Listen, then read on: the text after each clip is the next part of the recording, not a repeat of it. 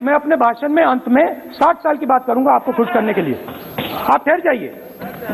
मगर असंगठित जो सेक्टर है उस पर आपने आक्रमण किया। कैसे किया?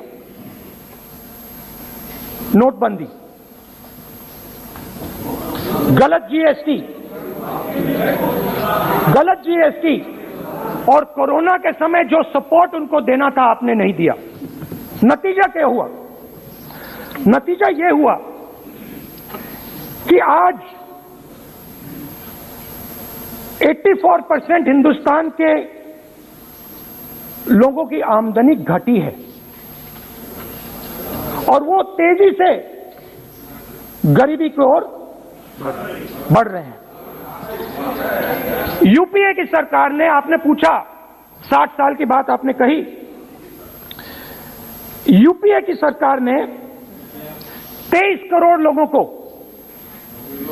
गरीबी से निकाला था 10 साल में। हमारा आंकड़ा नहीं है, हमारा आंकड़ा नहीं है, हमारा आंकड़ा नहीं है।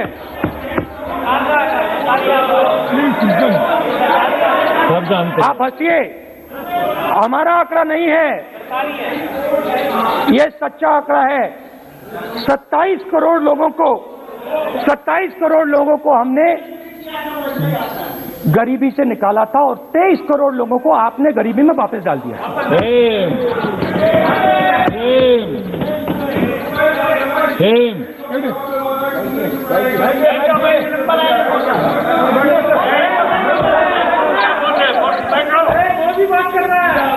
और हो क्या रहा है? फॉर्मल सेक्टर में मोनोपोलीज बन रही हैं। किसी भी आप सेक्टर में देखिए, और सबसे दो मोनोपोलिस्ट के बारे में थोड़ा सा बोलूंगा।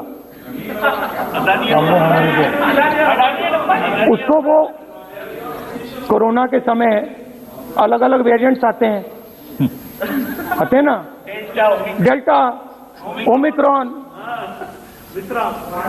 वो डबल ए वेरिएंट है और वो पूरा का पूरा हिंदुस्तान की जो अर्थव्यवस्था है उसके अंदर फैल रहा है। आपने बात उठाई तो मैं उसके बारे में पहले बोल देता हूं। एक व्यक्ति को, नाम नहीं लूंगा, एक व्यक्ति को हिंदुस्तान के सब पोर्ट्स, ब्रांड का नाम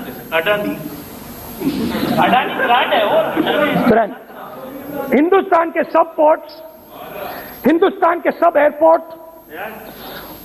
power, transmission, mining, green energy, gas distribution, edible oil, जो भी हिंदुस्तान में होता है उधर अदानी जी दिखाई देते हैं।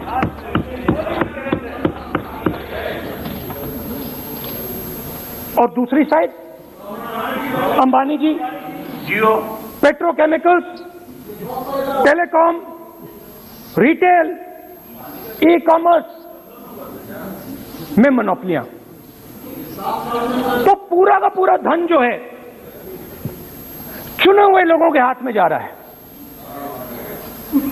और आपने जो असंगठित सेक्टर को खत्म किया, देखिए, अगर आप इनफॉर्मल सेक्टर को खत्म कर देते और मैन्युफैक्चरिंग जॉब्स आप क्रिएट कर देते तो फिर इतनी प्रॉब्लम नहीं आती, फिर दो हिंदुस्तान नहीं बनते। मगर आपने क्या किया? आपने असंगठित सेक्टर को खत्म कर दिया। नोटबंदी, जीएसटी, कोरोना, सारे के सारे जो स्मॉल और मीडियम बिजनेसेस हैं उनको आपने बंद कर दिया।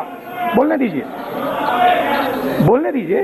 सारे के सारे जो स्मॉल एंड मीडियम इंडस्ट्री है आपने उसको खत्म कर दिया, नष्ट कर दिया। अगर आप उनकी मदद करते, और अगर आप उनकी मदद करते, उनको सपोर्ट देते, तो फिर मैन्युफैक्चरिंग सेक्टर तैयार हो सकता था। मगर जो लोग आपका मैन्युफैक्चरिंग सेक्टर बना सकते थे उनको आपने खत्म कर दिया। तो आज हिंदुस्तान में आप made in India, made in India, made in India की बात करते रहते हो। मेड इन इंडिया हो ही नहीं सकता। आज बात खत्म हो गई है, क्योंकि मेड इन इंडिया वाले हैं कौन? मेड इन इंडिया वाले स्मॉल मीडियम वाले हैं, उनको आपने खत्म कर दिया। मेड इन इंडिया वाले कौन हैं? असंगठित लोग हैं, उनको आपने खत्म कर दिया, हटा दिया, परे कर दिया। मेड इन इंडिया नहीं होने वाला है। अरे भाई, मेड इन इंडिया करने के लिए स्मॉल और मीडियम इंडस्ट्री को ही बड़ा करना पड़ेगा। बिना स्मॉल और मीडियम इंडस्ट्री को सपोर्ट दिए मेड इन इंडिया हो ही नहीं सकता है। और अगर आप पूछते हैं तो मैं आपको बताता हूं, मैन्युफैक्चरिंग जॉब्स की अगर हम बात करें तो मेरे पास आंकड़ा है यहां पे, पिछले 5 साल में मैन्युफैक्चरिंग जॉब्स 46% कम हुए हैं। 46% drop in manufacturing jobs in India. Why? Because you have destroyed the unorganized sector. Why? Because you have destroyed MSMEs. That is why you are focusing completely on 5 or 10 people. I don't have a problem with that.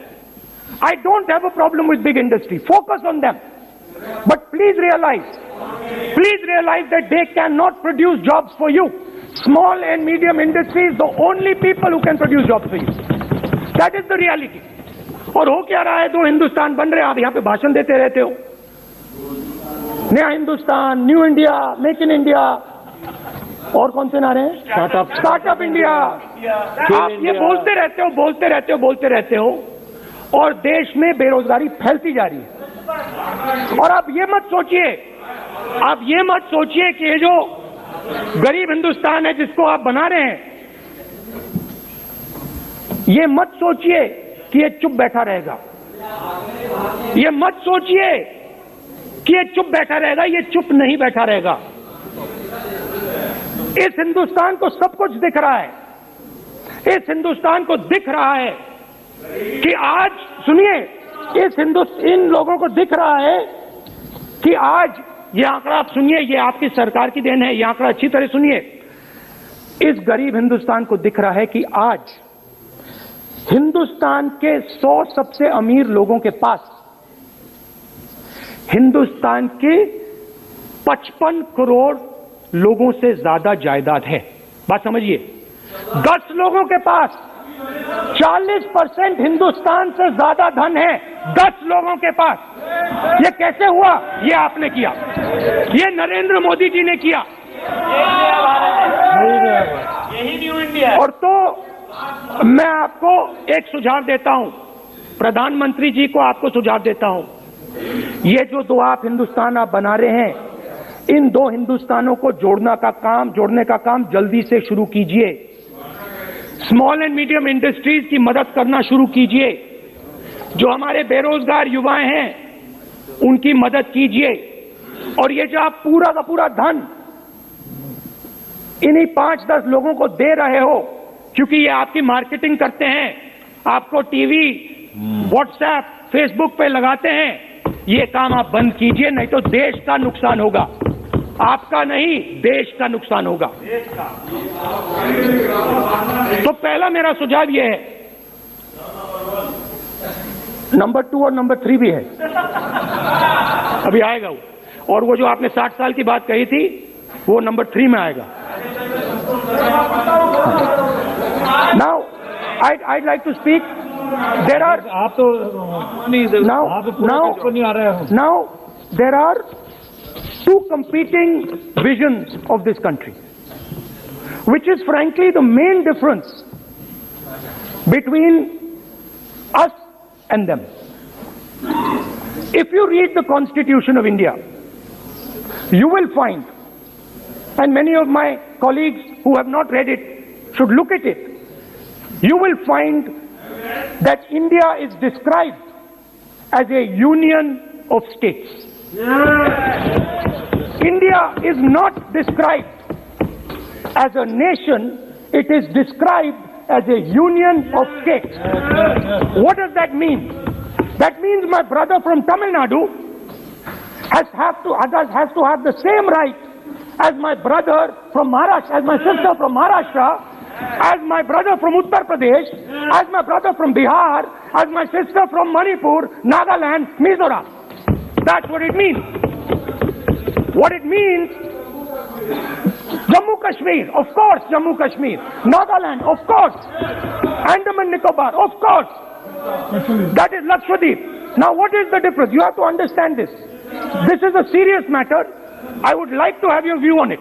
And I would like this Parliament House to start serious discussions instead of the type of discussions that we're having. That is why it is serious. It is serious, and I would like a serious response. Right? What I heard, frankly, what I heard in the first address today was not serious. What I heard Mr. Dwivedi say was not serious. It did not behoove this House. It was not at the standard that this House should be used to. It is not at the standard that India should watch. Now, let me come back to the discussion. Let me come back to the discussion, Speaker, sir. There are two visions.